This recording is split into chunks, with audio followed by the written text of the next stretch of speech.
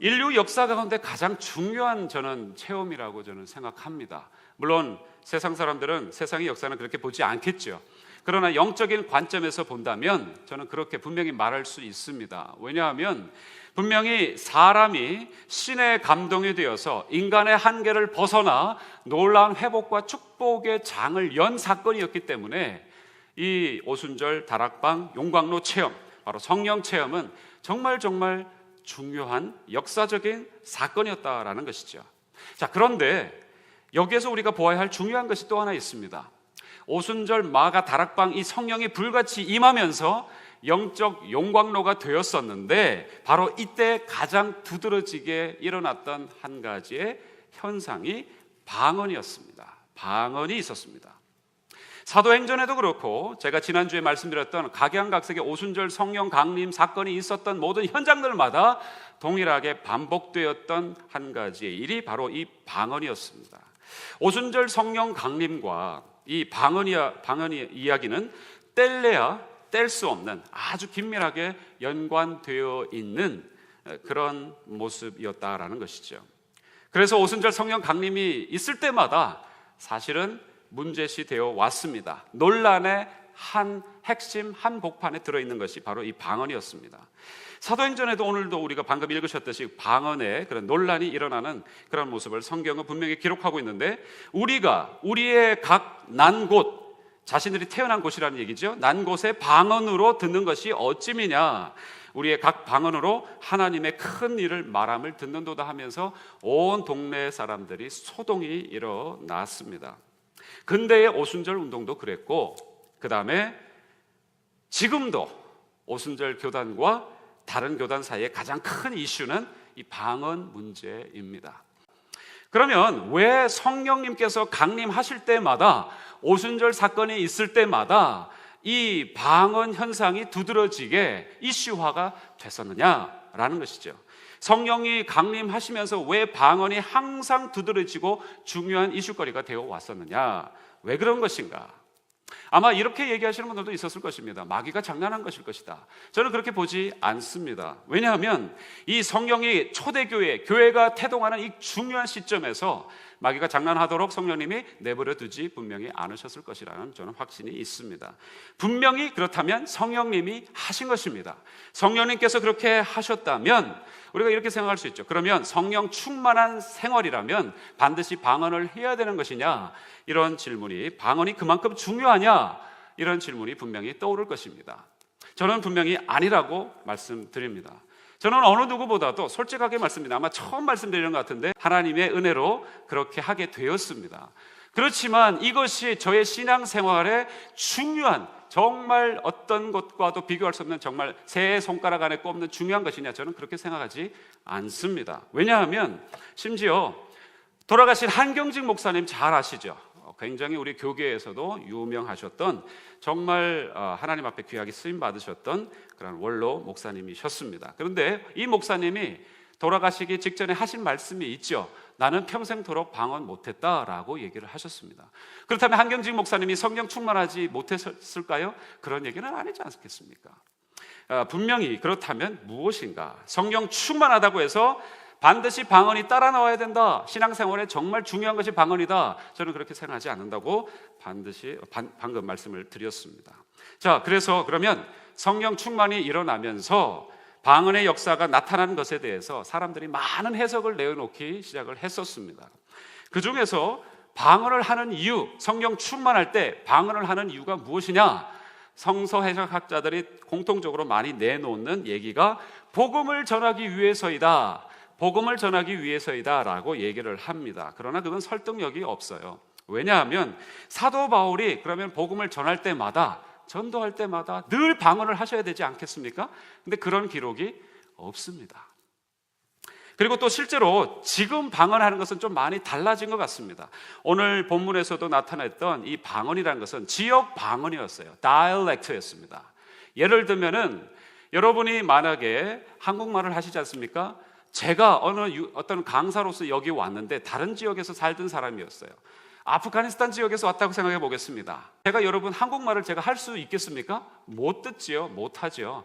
그런데 같이 기도하는데 제가 아프가니스탄어로 막 열심히 하나님 앞에 기도를 하는데 여러분은 아프가니스탄어로 듣는 것이 아니고 한국말로 여러분이 들으시는 겁니다. 이 놀라운 역사가 성령 강림 오순절 사건 때 있었다는 것이죠. 각계에서, 오늘 여러분 읽어보셨지만 부르기아, 밤빌리아, 갑바도기아 전부 다 다른 지역에서 왔는데 희한하게 기도하는데 한말로 자기들의 언어로 서로의 얘기들을 다 듣게 됐다는 이 놀라운 기적이 바로 방언이었습니다. 그러나 요즘에는 사실 그런 방언도 있지만, 그러나 요즘에 우리가 주로 듣게 되고 경험하게 되는 이제 이 방언이라는 것은 단순한 음절의 반복이라든지 또는 어떤 의미를 담지 않고 있는 입술의 진동이 대부분일 경우가 참 많은 것 같습니다. 그래가지고 전도가 되는 것은 사실은 아니겠죠. 사도 바울도 사실 그렇게 전도하지 않으셨습니다. 좀 우스개 얘기긴 하지만 실제로 있었던 얘기라고 해요.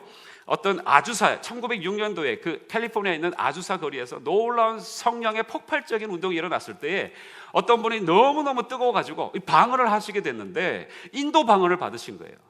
평생토록 미국말만 하시던 분이 갑자기 인도말을 하시게 됐습니다. 그래서 이 선교가라고 하는가 보다. 그래가지고는 그 방언 하나 믿고는 인도까지 가셨는데 인도에서 굶어 죽을 뻔하셨다라는 그런 웃지 못할 얘기도 사실 교회 역사에 있더라고요. 그거 하나 믿고 갔는데 인도에 딱 가니까 그 방언이 끊어진 거예요. 그래서 더 이상 교통하지 못하고 겨우겨우 돌아오셨다라는 그런 얘기들도 들어본 적이 있습니다. 그렇다면 방언이 전도 목적으로 주신 것도 아니라면 도대체 이 방언은 무엇이냐? 도대체 방언의 이 목적은 무엇이냐? 왜 그런 일이 일어났느냐? 대답은 이것입니다. 방언은 설교 노트도 있지만 한번 꼭 적어 놓으시고 기억해 보시죠. 방언은 따라해 보시죠. 현상이다. 예, 성령 충만의 결과나 열매라기보다도 하나의 성령님께서 강력하게 임하시면 현상 중에 나타날 수 있는 두드러진 현상 중에 하나라는 것이죠. 반드시 성령 충만하면 방언해야 된다 그런 것이 아니라 성령이 방언을 하지 않아도 성령이 임하십니다. 그럼에도 불구하고 성령이 임하시면 두드러지게 여러 가지 현상들이 있는데 그 중에 하나가 방언이라는 현상이 일어날 수가 있다라는 것이죠. 그렇다면 왜 성령께서는 우리에게 강력하게 임하시면서 방언이라고 하는 독특한 현상을 그들에게 또 저와 여러분에게 지금까지 주고 계실까? 깜짝 놀래게 해주시기 위해서요? 아니겠죠. 절대 아니실 겁니다. 성령은 그렇게 실없는 분이 아니십니다. 우리 하나님은 그러신 분이 아니십니다. 오히려 방언이란 현상을 통해서 하나님 당신 자신을 나타내시는 거예요. 방언을 통해서 하나님을 나타내시면서 성령 충만이 우리에게 일어나면, 나타나면 우리의 삶이 어떻게 변하게 되는지, 우리의 체험과 우리가 가지고 있는 그 약속이 실제로 어떤 것인지를 보여주시고자 하시는 메시지로서 그 현상을 보여주시는 것입니다. 그렇기 때문에 방언을 보면서 방언했다 안 했다가 중요한 것이 아니고, 방언을, 그런 현상을 보면서 우리가 생각해야 될 것은 무엇이냐면 그 현상을 통해서 주시고자 하시는 메시지, 이것이 중요하다라는 것입니다. 입이 떨리고 또는 알 수 없는 얘기를 행하고 그렇게 우리로 하여금 낯선 곳으로 인도하시지만 그 자체가 중요한 것이 아니라 성령께서 그 현상을 통해서 우리에게 반드시 주시고자 하시는 메시지, 그게 중요합니다. 그럼 그게 무엇일까? 그 메시지가 무엇일까라는 것이죠. 그것이 무엇이냐면 우리 설교 노트에도 있습니다만 경험 세계를 넘어서는 놀라움이라고 표현해 볼 수 있을 것입니다. 놀라는 것이죠. 경험 세계를 초월하는 그런 우리의 놀라운 경험이 되는 것입니다. 성령님께서 임하시면 우리가 기존에 알던 그런 일반적인 사람들의 지식을 뛰어넘는, 사람들이 가지고 있었던 그동안의 인생 체험과는 뛰어넘는 그런 놀라운 일들이 우리에게 일어난다라는 메시지를 주시고자 하는 것입니다. 여러분, 어떤 목사님이 어떤 팀을 이끌고 아르헨티나에 선교를 갔습니다. 선교를 갔는데 근데 거기서 이제 저녁 집회를 하는데 어떤 아르헨티나 청소년이, 아이가 나왔습니다. 아이가 나와서 이제 같이 이렇게 찬양을 하는데 그 아이가 갑자기 찬양을 열심히 아르헨티나 언어로 찬양을 하다가 갑자기 어떤 현상을, 이 성령님이 뜨겁게 역사를 하시자 어떤 현상이 일어나냐면 그 아이가 한국말로 찬양하기 시작하는 거예요. 한국에 와본 적이 없었는데, 저는 오늘 요번에 과테말라로 떠나게 됩니다. 우리 아이들 찬양하다가 과테말라 언어로 찬양하는 그런 기적이 역사가 일어나기를 소망해 봅니다. 네, 가시는 분들만 아멘 하시는 것 같아요. 우리 안 가시는 분들도 기도하는 차원에서 우리 아이들 좀 영적 체험이 있어야 되지 않겠습니까? 그런 기도 제목도 부모님들이 내어놓으셨던데, 그런 은혜가, 하나님의 강력한 은혜가 그들에게도 우리에게도 있기를 축복합니다. 아멘. 예, 얼마나 익사이팅 하겠습니까?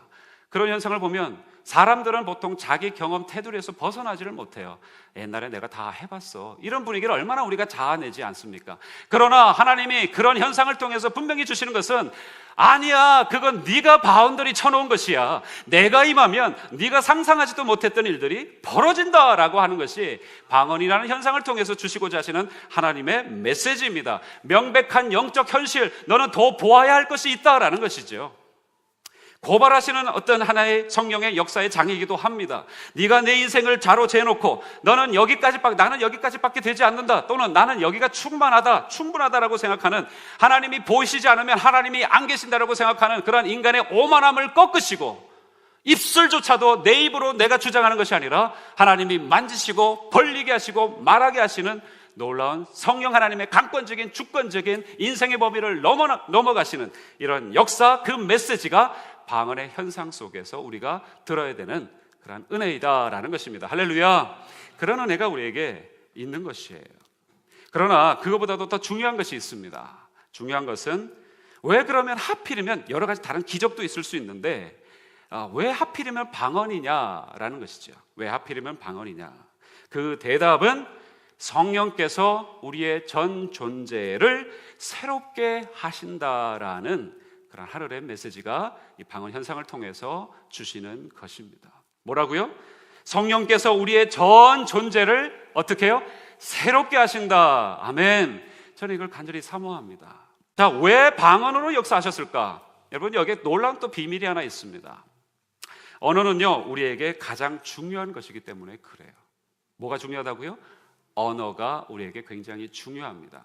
사실 우리의 전 존재라 그러면 눈이 중요한 것 같고 귀가 중요한 것 같고 머리가 중요한 것 같고 하지만, 사실은 영적인 의미에서 봤을 때는 언어가 어마어마하게 우리 인생 속에, 특별히 영적인 생활 속에서 언어가 중요하다는 것을 하나님이 단적으로 가르쳐 주시는 대목이기도 합니다. 왜냐하면 언어학자들도 그렇게 얘기하죠. 언어가 그 사람의 표현이에요. 언어가 그 사람의 됨됨입니다. 뭐 화장을 오늘 짙게 했고 뭐 옅게 했고 아주 잘 갖춰 입은 양복을 입었고, 그런 것들이 그 사람의 됨됨이가 아니라 언어가 그 사람의 됨됨입니다. 사고 체계를 그대로 반영하는 것이에요. 그 사람이 지금 무슨 생각을 하고 있는가를 보게 되려면 언어 몇 마디 대화만 해보면 알 수가 있습니다. 뭐 그 사람의 생활까지 가가지고 일거수일투족 관찰 24시간 관찰 카메라를 들고 들이대야 알 수 있는 게 아니라, 그분의 표정, 그분의 언어를 통해서 이분이 어떠한 인생을 살아왔구나 알 수 있다는 것이 언어 철학자들의 얘기이기도 하고, 언어를 조금이라도 공부한 사람들이면 경험할 수 있는 내용입니다. 다시 얘기해서 우리의 내면이 드러나는 통로가 뭐라고요? 언어이다, 말이다 라는 것입니다. 힘을 가지고 있는, 힘이 있는 내면을 가지고 있는 분이라면 어떤 언어를 하실까요? 힘 있는 말을 하실 것입니다. 그렇죠? 깨끗한 내면을 가진 사람이라면 무슨 말을 할까요? 깨끗한 말을 할 것입니다. 그래서 욕하지 말라는 것입니다, 아이들한테. 네, 더러운 내면을 자꾸 이렇게 성숙시킬 수 있으니까요. 거룩한 내면을 가지고 있는 사람은 어떤 얘기를 할까요? 거룩한 말을 하게 됩니다. 추한 내면을 가지고 있는 사람이라면 어느 순간인가 아무리 자신을 포장을 해도 추한 말을 어느 순간인가 흘리게 됩니다. 그 내면이 드러나는 통로가 언어이기 때문에 그래요. 또 한 가지, 언어 속에는 그가 살아온 내면, 삶이 고스란히 녹아 있습니다. 여러분이 어떤 인생을 살았다라고 옆 사람에게 막 얘기를 해도 그 다 필요 없습니다. 그냥 일상생활 속에서 서로 주고받는 대화 속에서 이분이 어떤 인생을 살았구나라는 것이 다 녹아져 있기 때문에 드러나게 되어 있습니다. 확신을 그동안 인생 속에서 배워오셨다면 그분은 돌아가실 때까지 인생은 확신을 가지고 살아야 된다고 얘기하실 겁니다. 감동 있는 언어를 얘기하신다면 감동 있는 삶을 그동안 살아왔기 때문에 무슨 얘기를 해도 눈물이 글썽글썽하면서 감동 있게 얘기할 수 있는 그런 것이 되는 것이에요. 실패의 삶만 살았다면 두려움과 실패라는 부정의 언어를 그 입술에서 계속 달고 사는 것입니다. 사람에게 속고 실망하셨던 분이라면 그러면 어떤 언어를 주로 내놓을까요? 가시돋치고 의심 섞인 말만 계속 내놓을 수밖에 없는 것이죠. 그 다음에 또 한 가지가 있습니다. 설교 노트 한번 적어보시면서 다시 계속 따라오시죠. 언어는 그가 가지고 있는 뭐라고요? 가장 강력한 무기이기도 합니다. 언어로 사실 사람을 죽이기도 하죠. 살리기도 합니다. 상처 주는 말, 비수 같은 말을 우리가 내뱉으면 그 말 때문에 우리 한 사람을, 한 심령을 죽이기도 합니다. 그러나 격려하고 희망을 주고 위로하라는 그런 말이면 사람을 살릴 수도 있습니다. 그리고 언어로 사람을 가르칠 수도 있는 것이에요. 언어에는 그 사람이 그동안 인생의 모든 경험했던 그 권위와 인생의 모든 것들이 다 녹아져 있고, 그리고 그것이 무기가 되어서 때로는 활동하기도 한다라는 것입니다. 자, 제가 지금까지 왜 이렇게 길게 언어의 중요성에 대해서 세 가지로 나눠서 말씀드렸을까요? 하나님께서 방언으로 역사하셨던 그 현상, 그리고 방언이라는 현상을 통해서 우리에게 보여주시는 그 메시지, 바로 그 하늘의 메시지가 무엇이냐? 언어가 너의 모든 것이기 때문에 하나님께서 지금 그 현상, 성령님이 임하시면서 방언, 그 현상과 표적 중에서도 가장 방언이라는 두드러진 하나의 현상을 보여주시면서 무엇을 우리에게 주시느냐 하면 내가 너희들의 언어를 바꾸겠다라고 하시는 말씀입니다. 다시 얘기해서 내가 너희들의 인생을 전혀 다른 쪽으로 인도해 가겠다라는 하나님의 의지가 이 현상 속에 담겨져 있습니다. 그래서 그냥 해프닝으로 벌어진 것이 아니라 강력한 약속이, 예언이 성취된 사건이에요. 여러분, 마가복음 16장 17절에 보면은 예수님이 예언하신 말씀이 있습니다. 제가 들려드릴게요. 믿는 자에게는 이런 표적이 따르리니 곧 저희가 내 이름으로 귀신을 쫓아내며. 여러분, 제가 이런 어떤 선포와 예언의 메시지가 하나 딱 이렇게 선포가 되어지면 여러분이 아멘으로 받으실 수 있기를 바랍니다. 자, 예수님이 하신 말씀이시니까요. 이런 표적이 따르리니 곧 저희가 내 이름으로 귀신을 쫓아내며 새 방언을 말하며 뱀을 잡으며 무슨 독을 마실지라도 해를 받지 아니하며 병든 사람에게 손을 얹은 즉 나으리라. 와우, 이런 놀라운 예언을 예수님이 직접 그 입술로 말씀해 주셨어요. 근데 그 중에 뭐가 들어가 있다고요? 새 방언을 말하며 라고 얘기했습니다. 단지 입술만 달락달락거리는 그런 방언 정도가 아니라 우리의 내면에서 새롭게 솟아나는 하늘의 언어가 다시 충만하기를 축복합니다. 왜 이러한 내용들을, 우리의 언어를 새롭게 하신다고 얘기하십니까? 저는 두 가지로 결론을 내어보겠습니다. 첫 번째는요, 하나님의 강력한 임재가 일어나면 인간이 무엇인가를 얻어서 갖게 되는 그런 기쁨이 아니라 하나님 임재 앞에 서 있는, 하나님만을 만났을 때 기뻐할 수 있는 그 유일한 기쁨이 우리에게 있기에 그걸 경험하라. 할렐루야. 그게 메시지입니다. 여러분, 좀 통장에 잔고가 올라가면 싱글벙글 하시다가도 쭉 내려가면은 기름값 좀 올라가도 막 이렇게 입꼬리와 모든 게 다 쳐지지 않습니까? 여러분, 우리는 그것을 뛰어넘는 기쁨이, 하늘의 기쁨이 있다는 것이에요. 믿으시기 바랍니다. 새로운 기쁨의 삶입니다. 또 한 가지는요, 이런 내용입니다. 두 번째는 새로운 교제의 삶, 연합의 삶이 드디어 가능해졌다는 것입니다. 할렐루야. 저는 이게 가장 우리 교회에 지금 절실하게 필요한 하나님이 주시는 메시지라고 믿어요. 뭐라고요? 따라해 보시죠. 새로운 교제의 삶, 연합의 삶. 제가 요 일전에도 참 희한하죠. 참 세상은 넓고도 좁더라고요. 어떻게 한 교회에서 2년 동안 같이 신앙생활을 했는데 여기서 다시 만나게 됩니까? 야, 아니 동향을 만날 수는 있지만, 그죠? 고향 사람들 얼마든지 우리가 만날 수 있지 않습니까? 그런데 그 고향 사람뿐만 아니라 그 안에서도 믿음의 사람뿐만 아니라 그 안에서도 한 동네 사람일 뿐만 아니라 그 안에서 한 동네 사람일 뿐만 아니라 한 지붕에서 같이 신앙생활을 2년 동안 겹쳐서 했던 한 인물을 바로 요 옆 동네에서 바로 이 동네에서 어퍼다브에서 만났습니다. 여러분이 이런 일들 쉽지는 않죠.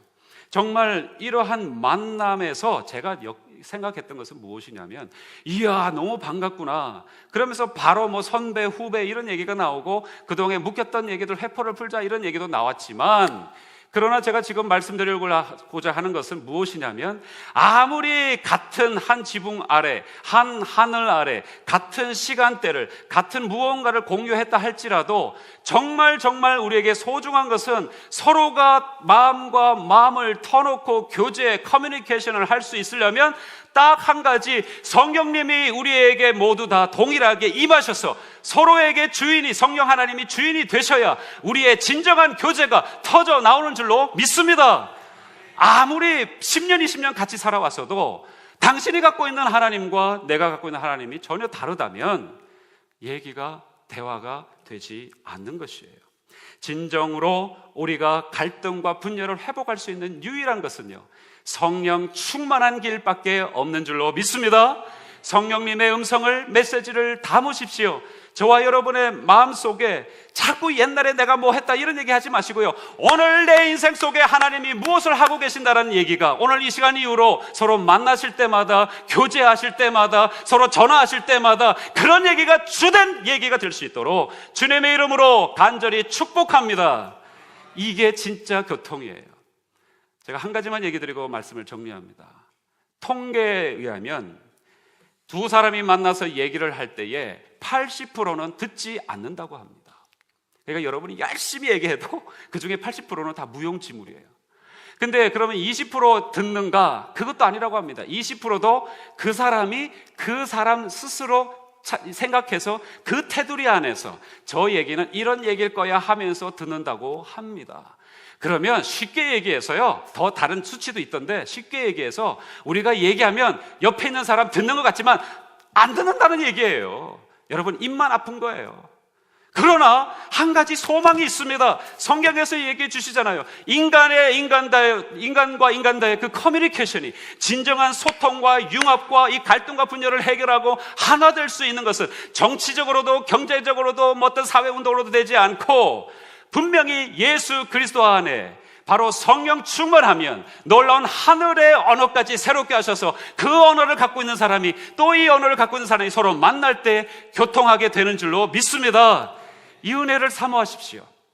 이 은혜를 사모하지 않으면 여러분 주님 앞에 설 수가 없고, 여러분 열심히 나름대로 살아가는 것 같지만 인생은 피곤하고 소통받지 못한 외로움 가운데 외딴 섬에 사는 인생을 살다 주님을 만날 때에 심판을 받게 됩니다.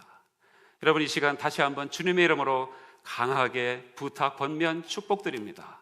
여러분, 하늘의 새 소망의 언어를 소망하시고 간절히 사모하시는 우리 이 자리에 계시는 모든 우리 부모님들, 집사님들, 신명들 다 되실 수 있기를 우리 주 예수 그리스도 이름으로 간절히 축복합니다. 하늘보다 높으신 주 사랑, 바다보다 넓으신 주 사랑, 나를 향한 그거 높으신 사랑, 되고 된 그 모든 것 내게 소문이 거두셨네.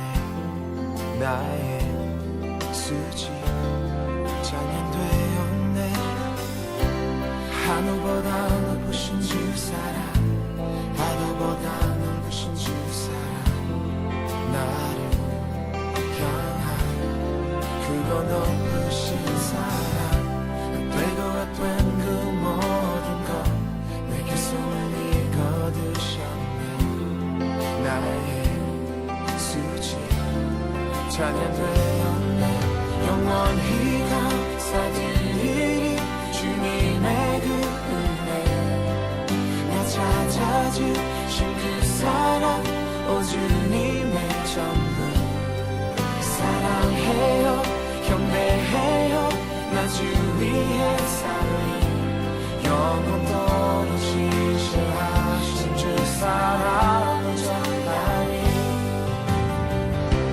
하늘보다 높으신 주 사랑, 바다보다 넓으신 주 사랑, 나를 향한 그거 높으신 사랑, 되고 안 된 그 모든 것 내게 소문이 거두셨네. 나의 수치 찬양되었네. 영원히 감사드리리 주님의 그 은혜, 나 찾아주신 그 사랑, 오 주님의 전 사랑해요 경배해요 나 주 위에 살리 영원토록 진실하신 주 사랑을 전하리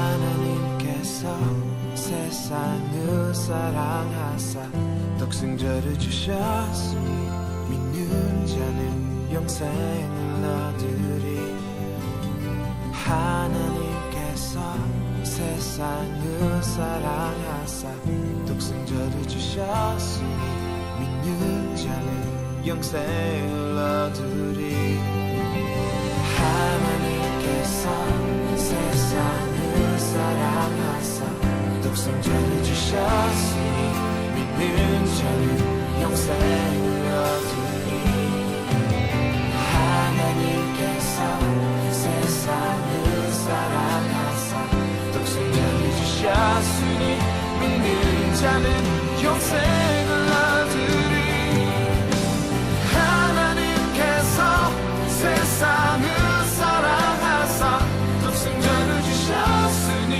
믿는 자는 영생을 얻으리 하나님께서 세상을 사랑하사 독생자를 주셨으니 믿는 자는 영생을 얻으리 영원히 감사드리리 주님의 그 은혜 날 찾아주